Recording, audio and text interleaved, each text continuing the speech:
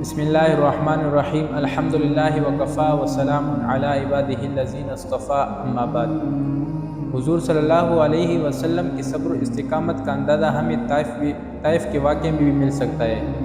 ایک روز حضور صلی اللہ علیہ وسلم توحید کی تبلیغ کے لیے زید بن حارثہ رضی اللہ تعالیٰ عنہ کو ساتھ لے کر طائف کی طرف پیادہ روانہ ہو گئے، اور جب وہاں پہنچے اور وہاں کے باشندوں کو حضور صلی اللہ علیہ وسلم نے توحید کی تبلیغ دی تو بجائے دعوت قبول کرنے کے وہاں کے لوگوں نے حضور صلی اللہ علیہ وسلم کو اذیت دی۔ وہاں کے سرداروں نے اپنے لڑکوں کو سکھایا تھا کہ جب حضور صلی اللہ علیہ وسلم واعظ و نصیحت کرے تو آپ لوگ حضور صلی اللہ علیہ وسلم پر پتھر پھینکو۔ چنانچہ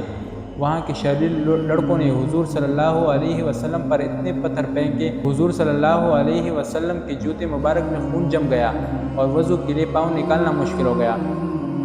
اور اسی واقعے میں وہاں کے بدماشوں اور اوباشوں نے حضور صلی اللہ علیہ وسلم کو اتنی گالیاں دی، تکلیف دی کہ حضور صلی اللہ علیہ وسلم ایک مکان کے احاطے میں چلے گئے۔ اور اسی واقعہ میں وہاں کے لوگوں نے حضور صلی اللہ علیہ وسلم کو اتنی تکلیف دی کہ حضور صلی اللہ علیہ وسلم ان تکلیف کے سبب بے ہوش ہو گئے۔ اور پھر زید بن حارثہ رضی اللہ تعالیٰ عنہ نے حضور صلی اللہ علیہ وسلم کو اپنے کندھے پر اٹھایا اور وہاں سے آبادی سے دور چلے گئے،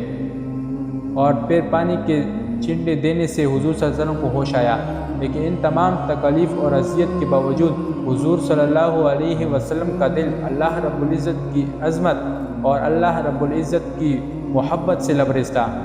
اور بجائے شکوہ کرنے کے اللہ رب العزت سے یہ دعا فرمائی کہ اللہم انا اشکو الیک ضعف قوتی وقلت حیلتی وہوانی علی الناس یا ارحم الراحمین، کہ اے اللہ میں اپنی ضعف، بے بسی اور لوگوں کی نظروں میں تحقیر اور بے سر و سامانی کی فریاد آپ سے ہی کرتا ہوں۔